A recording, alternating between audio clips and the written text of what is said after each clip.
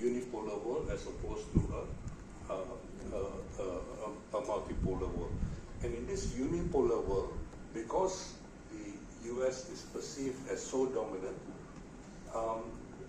they partake of a great deal of unilateralism. In other words, they take actions without consulting anybody. And so you have an awkward relationship between the Americans and its allies in NATO, because the allies in NATO are not entirely comfortable. Now this becomes quite clear during 1985 with the Plaza Agreement, which I won't get into right now, but that is a very important turning point. And this, of course, anticipates the end of the formal end of the Cold War. So what is also important is that because of this unipolar moment, this American dominance, Foreign Affairs, the Journal of the Influential Council of Foreign Relations, refers to this as a period of sovereigntism. Okay, a term which has not really survived very long because obviously it also has other connotations, and especially today when you think about in America, one of the forms of dissent is the anti-king movement. King, not referring to Martin Luther King, but the idea of the Orange Emperor and so on. So you basically have a situation where there is less US need for multilateralism. And so you have seen over the last 3.5 decades a systematic weakening of multilateralism generally. I say weakening very, very deliberately because it would be an overstatement to think that multilateralism is completely irrelevant today. And I just want to refer to two examples. One is the Security Council. The privileges afforded to the so-called P5, and especially to the US as the victor in World War II, basically allows it certain privileges, including permanent membership of the Security Council, which plays an important role in legitimizing a lot of things. And so the Americans have continued; they have never volunteered to give up their seat in the UN Security Council. And the other example I would mention to you is the World Trade Organization. The World Trade Organization, which is one of the few organizations besides the UN which actually is on the one hand multilateral, but outside the UN system, and secondly, it is bound by law. Okay, and so this is very crucial because if you think of the people around President Trump today, many of them are basically the so-called tech bros. Okay, they depend on intellectual property rights. They depend on the monopoly afforded by intellectual property rights, and this is quite crucial. So the other thing, of course, is that because of the U.S. position within the World Trade Organization, it has been able to create the conditions to decide when and where matters can be adjudicated. So the World Trade Organization has a dispute settlement mechanism. But since, for quite some time now, and I'm referring to since the time of Barack Obama, the Americans have not allowed the dispute settlement mechanism of the World Trade Organization to function, because there was the belief at that time that they didn't have enough influence in the World Dispute Settlement Mechanism, and there was particularly a judge of the Dispute Settlement Mechanism who was systematically voting against the US, supposedly a Korean judge.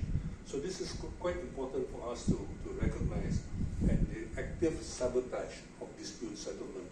So basically you have the undermining of the so-called rule of law, the deliberate undermining of the rule of law.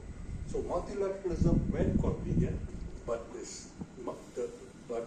undermining multilateralism and the rule of law when no longer convenient. So, okay, let me switch a little bit and remind ourselves of what is the so-called ideological basis for the current period, and particularly for Trump, President Trump, where his reference now is quite explicitly to Christian nationalism.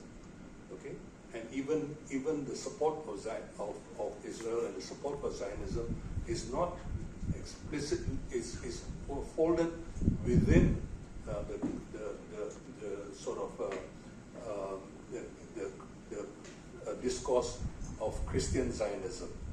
Okay, so it's important to remember that this is different from something which happened about during the 1990s. So after the end of the First Cold War, there was a man who now has changed his mind. His name is Francis Fukuyama. He still is at the Stanford University, and Francis Fukuyama announced the end of history. For him, the end of history in the sense that there was a particular view about history which was associated with Hegel, slightly different from Kant. But this view of history, this Western view of history, that involved a dialectic which was unfolding. But Fukuyama believed that period had come to an end, and it's important, therefore, for us to recognize that the end of history had basically arrived, because the ultimate synthesis had been achieved, namely liberal democracy, liberal capitalism. Okay? This was the view which Fukuyama maintained, but recently he seems to have rejected that view.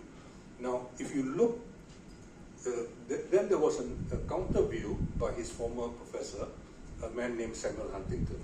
And Samuel Huntington argued for culture wars, so-called clash of civilizations. And the so-called culture wars, or the clash of civilizations, was basically civilizations which, and if you look at his categories, it includes some category which is a post-World War II invention, namely Judeo-Christian civilization. Because if you look up to the 19th century, it was the Jews were actually being primarily oppressed by the Christians. So if you look at what happened, for example, when during the Reconquest by the Catholic Church of Spain,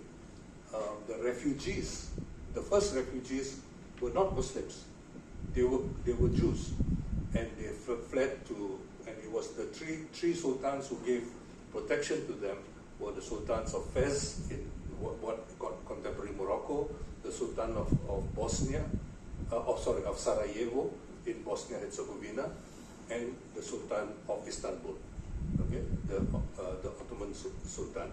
And and that's why, for example, today, until the beginning of the early 20th century, the Khazanah, the treasury of the Ottoman Sultanate was run exclusively by Jews, because the Jews were very loyal to the Osmania Sultan, and they were entrusted. So people like the famous economist Danny Rodrik, his name before the Turkish National Revolution was Rodriguez. The family name was Rodriguez, taken from Spain. But then after the Atatürk nationalist revolution in Turkey, the family, everybody is asked to change their names to Turkish names, and Rodriguez becomes Rodrik. Okay. So anyway, so the point, I think it's important to recognize that white Christian nationalism has a slightly different ideological base, because the Huntingtonian view of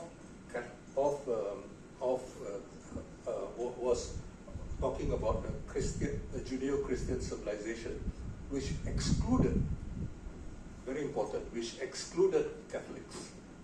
Okay, because how do you deal with Latin America?